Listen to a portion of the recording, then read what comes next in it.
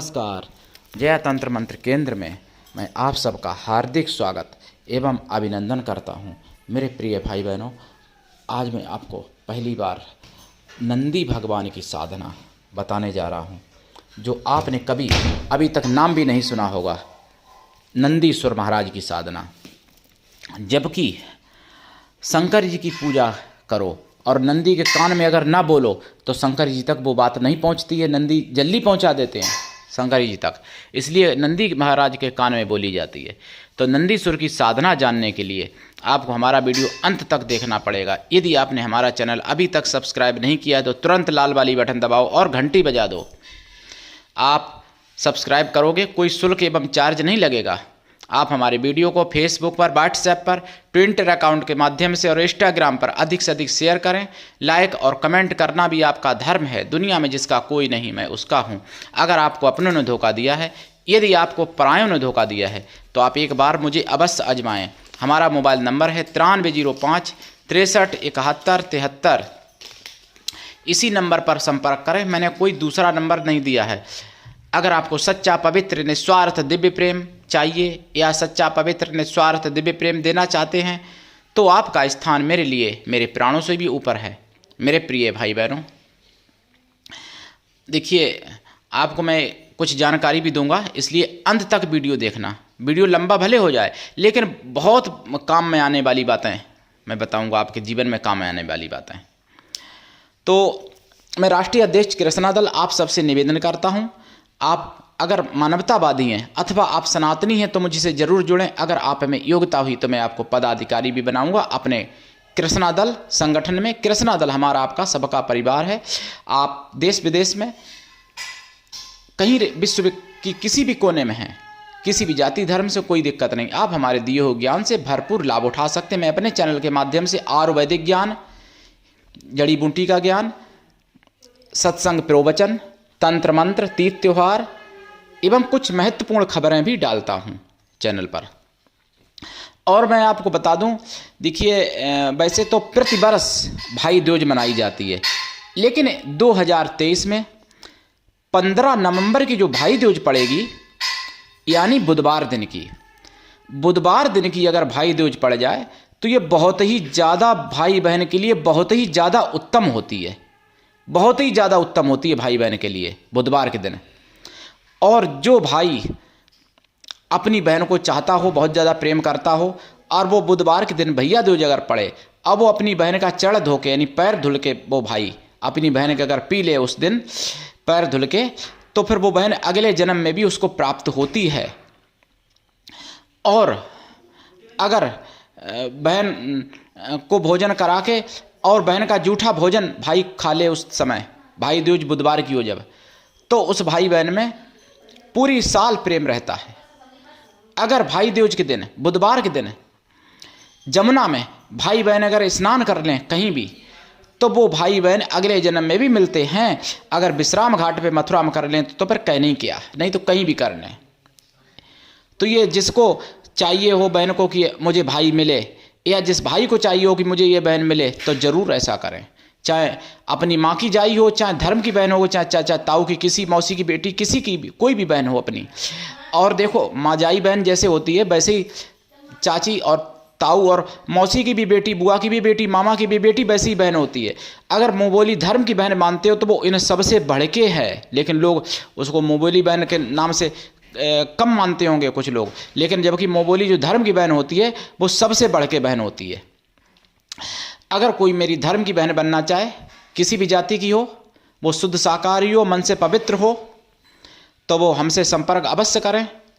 हमारी पूज्य बहनें ऐसी जो मन से पवित्र हों, शुद्ध शाकाहारी हों और निष्ठा विश्वास हो, और उनको अगर लगता है कि सच्चे भाई की मुझे ज़रूरत है, सच्चे भाई का प्रेम मुझे चाहिए, उनके भाई हैं तो भी, नहीं भाई हैं तो भी, अगर भाई हैं तो भी वो हमसे बन सकती हैं, हमारी बहनें बन सकती हैं धर्म की। और हम उनका चढ़ामृत लेता हूँ, उन बहनों का मैं पैर धुल के पीता हूँ। कोई भी जाति की हो, चाहे वाल्मीकि ही क्यों ना हो। मैं पंडित हूँ लेकिन मैं जाति पात नहीं मानता हूँ। बहन अगर सच्ची है तो वो किसी भी जाति की हो, उसका स्वागत है। मैं उसके चरणों में समर्पित हूँ। अगर आप लोगों की नज़र में कोई ऐसी बहन है जो सच्चे भाई का प्रेम चाहती है तो वो बहन मुझसे ज़रूर संपर्क करे, हमारे चैनल पर कमेंट करे, हमारे नंबर पर कॉल करे। बात करने का टाइम हमसे भारतीय टाइम के अनुसार दिन में 12 बजे से 2 बजे के बीच का है, दोपहर का। नंबर भाई 9305 63 71 73। अब आइए विषय पर। देखिए, नंदी महाराज की साधना मैं बताऊंगा आपको, जिस साधना से सब कुछ आप प्राप्त कर सकते हो। नंदी महाराज माता के गर्भ से नहीं उत्पन्न हुए थे। सिलाद मुनि जो थे उन्होंने जब तपस्या की भगवान शंकर जी की, और भगवान शंकर जी को भगवान शंकर जी को जब पुत्र देना पड़ा, यानी तपस्या के बल से, उनके भाग्य में पुत्र नहीं था, तपस्या के बल से पुत्र दिया, जिनकी 12 साल की उम्र केवल थी।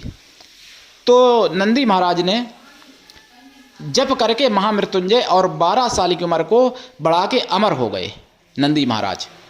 और शंकर जी ने कहा था कि मैं तुम्हारे यहाँ पुत्र रूप में आऊँगा। तो भाई नंदी महाराज शंकर जी का एक रूप हैं, इन्हें एक रूप में वाहन भी हैं और एक रूप में बैठने वाले भी हैं शंकर जी नंदी के ऊपर। फिर नंदी महाराज यज्ञ से उत्पन्न हुए थे, यज्ञ से, यानी माता के गर्भ से नहीं उत्पन्न हुए। और ये सिलाद मुनि इनके पिता माने जाते हैं, क्योंकि भाई उन्हें नहीं पुत्र मांगा, पुत्र रूप में प्राप्त किया नंदीश्वर को।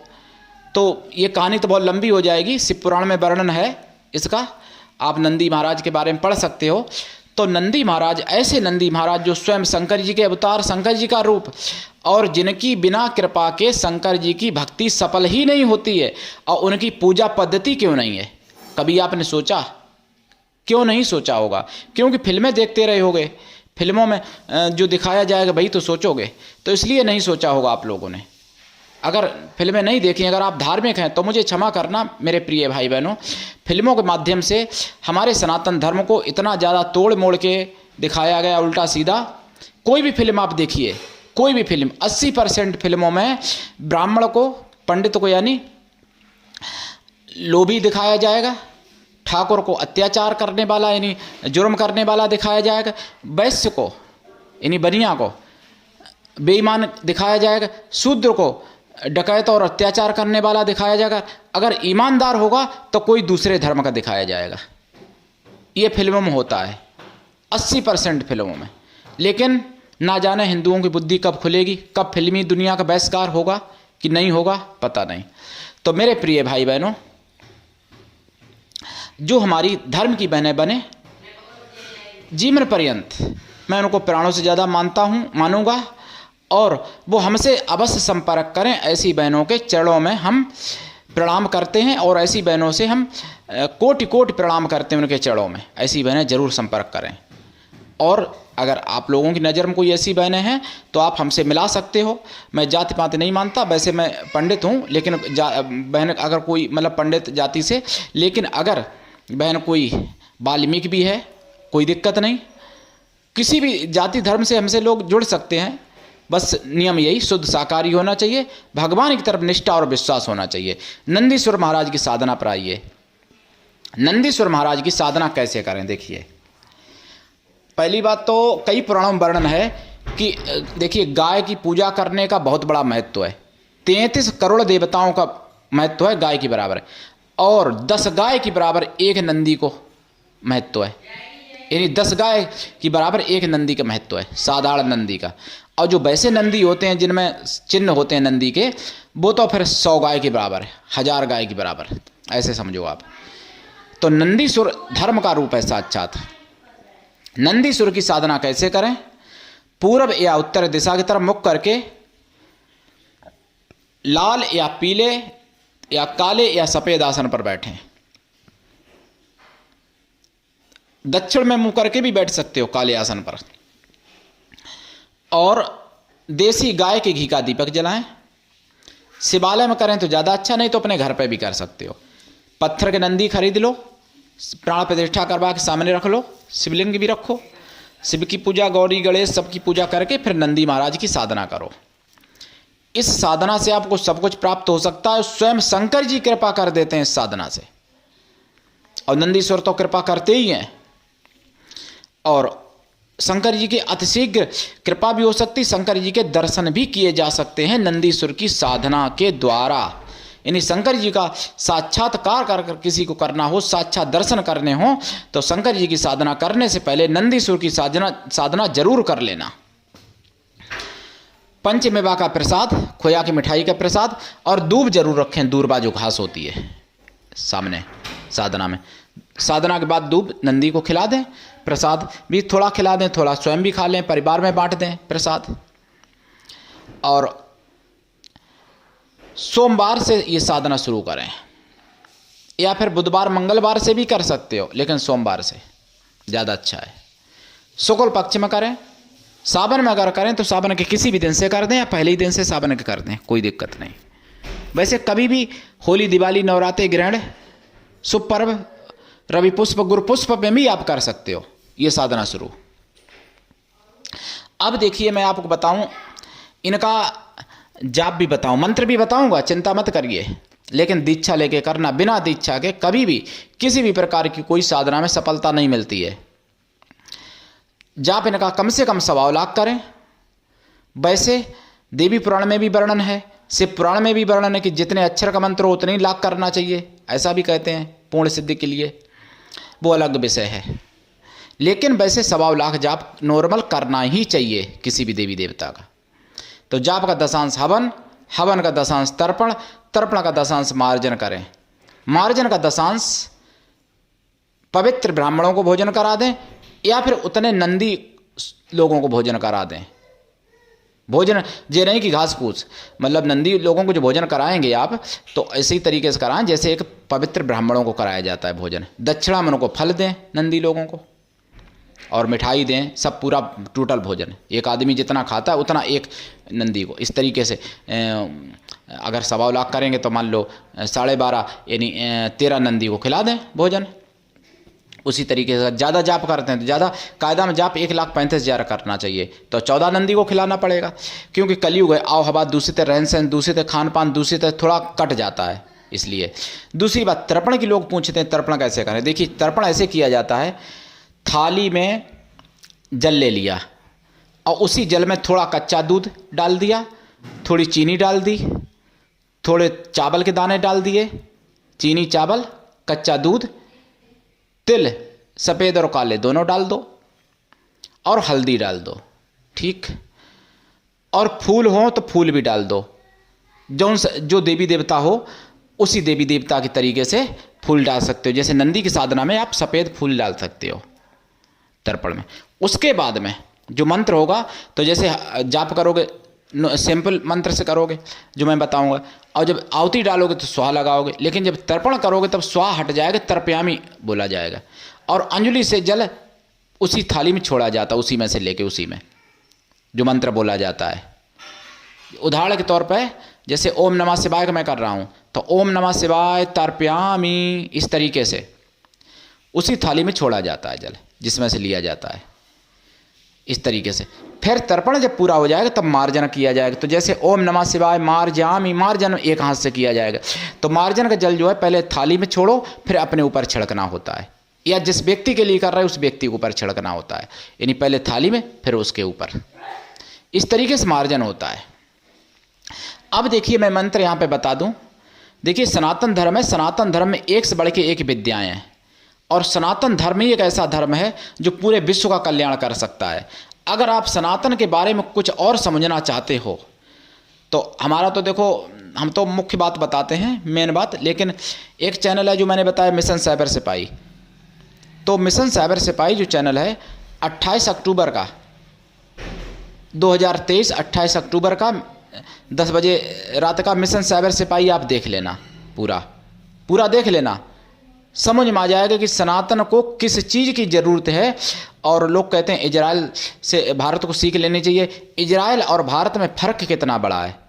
इजराइल सभी तरफ से आतंकवादियों से घिरा है, लेकिन इजराइल में यानी बच्चे से लेके बूढ़े तक, पक्ष विपक्ष सबके अंदर देशभक्ति है। लेकिन भारत में क्या फ़र्क है, भारत आतंकवादियों से भरा है, चाहे वो बुद्धि से आतंकवाद करते हों, चाहे वो अस्त्र शस्त्र करें, चाहे वो विचारों में आतंकवाद करें, चाहे वो रहन सहन, मतलब भारत आतंकवादियों से भरा है। इसलिए भारत की स्थिति इजराइल से बहुत ज़्यादा खतरनाक है। इस बात को सोचना पड़ेगा, समझना पड़ेगा और मानना भी पड़ेगा, और जो नहीं मानोगे तो भविष्य में पछताना पड़ेगा। तो इसलिए सनातनी भाई बहनों, एक हो जाओ, संगठित रहो और एक दूसरे की बुराई मत करो। लोग सनातन धर्म में कुछ ऐसे लोग हो जाते हैं तथाकथित सनातनी, जो जिनको मैं कहता हूँ सूअर के विष्ठा में रहने वाले कीड़ा, उनके नाम सनातनी है। कोई तो सनातनों को मिटाने की बात करता है, कोई राम की बुराई कर देता है, कोई दुर्गा माता को काल्पनिक बोल देता है, कोई कुछ करता है। और ये होता क्यों है? सनातन में उसकी प्रतिक्रिया नहीं की जाती है। अगर सनातनी दूसरे धर्म में सरतंत्र से जुदा किया जाता है, सनातन धर्म में भी अगर ऐसा ही होने लगे कि जो सनातन की बुराई करेगा उसका सिर कलम कर लिया जाएगा, एक दो उदाहरण पेश कर दो, एक दो को काट दो, बस। कोई बुराई नहीं सनातन की करेगा, कोई राम को काल्पनिक, दुर्गा माता को काल्पनिक, मनु को कोई गाली नहीं देगा, गारंटी है मेरी। अब मैं बता दूं नंदीश्वर का मंत्र। और देखो एक बात बताऊं, आपने देवी पुराण सुना मान लो, या आपने जागरण करवाया और आपने जागरण में 1,00,000 रुपए खर्च कर दिया, या 1 करोड़ कर दिए, या 10 करोड़ खर्च कर दिए, और देवी की बुराई हो रही है और आपने सुन लिया, आपने सहन कर लिया और उस पर प्रतिकार नहीं किया, तो समझ लो वो रुपए जो है आपके बेकार हो गए। कोई जागरण का फल नहीं मिलेगा, कोई व्रत उपवास का फल नहीं मिलेगा, कोई पूजा पाठ का फल नहीं मिलेगा, अगर सनातन के विरोधियों को जवाब नहीं देते हो तो। ये भी समझ लो शुद्ध हिंदी में। तो इसलिए अगर वास्तव में आप अध्यात्म में हो, जो भी भाई बहन, या वास्तव में आप सनातन के प्रति, माता के प्रति श्रद्धा रखते हो, तो जागरण 10 करोड़ का या 1 करोड़ का ना करवाइए, वो ठीक चल जाएगा, लेकिन माता की बुराई सुनना पाप है। अंगद और रावण के संवाद में एक चौपाई आई है, हरिहर निंदा सुनई जो काना, तई पाप लगई गौ घात समाना।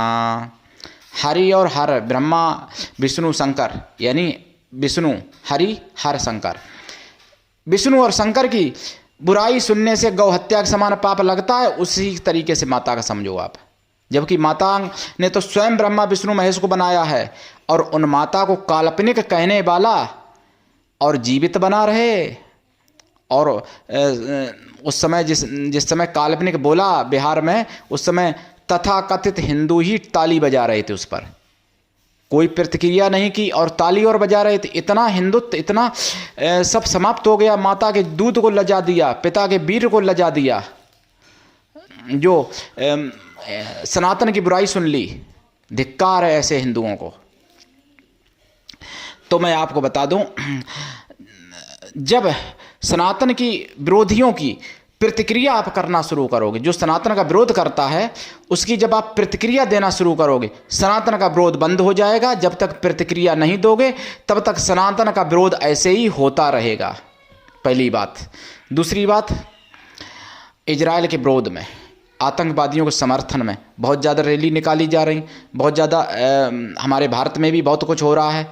और जो कतर में हमारे भारतीय सैनिक, उनकी फांसी बोली गई, सुनाई गई उनको, उसके लिए एक भी मुसलमान भाई बहन ने कोई कुछ नहीं बोला। बहुत लोग कहते हैं, मैं भी मानता हूँ, हमारे भी शिष्य हैं, हमारे भी दोस्त हैं मुस्लिम, अच्छे मुसलमान हैं, बहुत से अच्छे मुसलमान हैं, सारे आतंकवादी नहीं होते हैं, अच्छे मुसलमान भी होते हैं। तो उन अच्छे मुसलमान भाइयों से मैं पूछना चाहूँगा, उन अच्छी मुसलमान बहनों से मैं पूछना चाहूँगा कि जब आप इजराइल के विरोध में धरना प्रदर्शन कर सकते हो, कोई बात नहीं, मेरा कुछ नहीं जा रहा, करते हो अपने, करते रहो, मुझे कोई दिक्कत नहीं।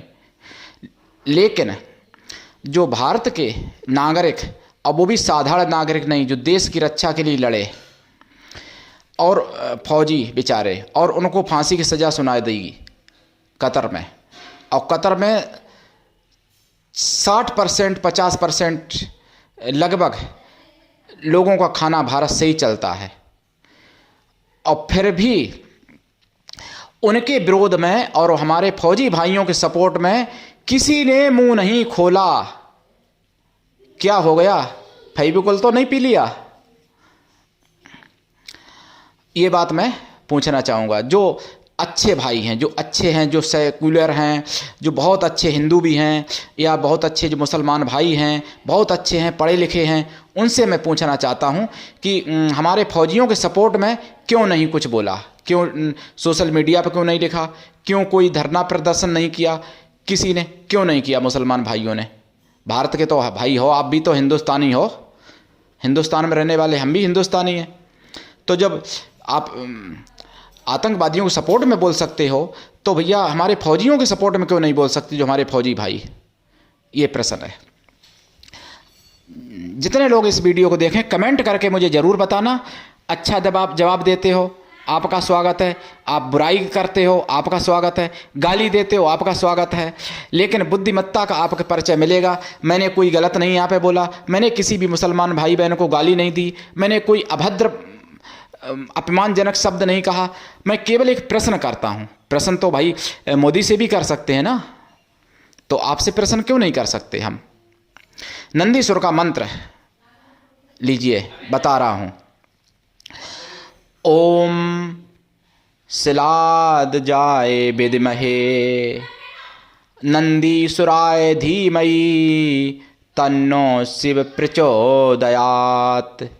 ओम शिलाद जाय विद्महे नंदीसुराय धीमहि तन्नो देवा प्रचोदयात्। ये 2 मंत्र हैं नंदीसुर के। 2 मंत्र में से किसी भी मंत्र की आप दीक्षा लेके जाप कर सकते हो। दीक्षा मैं निःशुल्क देता हूँ, कोई शुल्क नहीं है। और गुरु ऐसा होना चाहिए, कहीं से भी लो दीक्षा, जो दीक्षा बेचते हैं उनसे सावधान रहो, व्यापारियों से। गुरु ऐसा होना चाहिए शिष्य से कुछ भी ना ले, शिष्य ऐसा हो जो गुरु को सब कुछ दे। तो मेरे प्रिय भाई बहनों, आज के लिए इतना ही। धन्यवाद। जय श्री राम। हर हर महादेव। वंदे मातरम।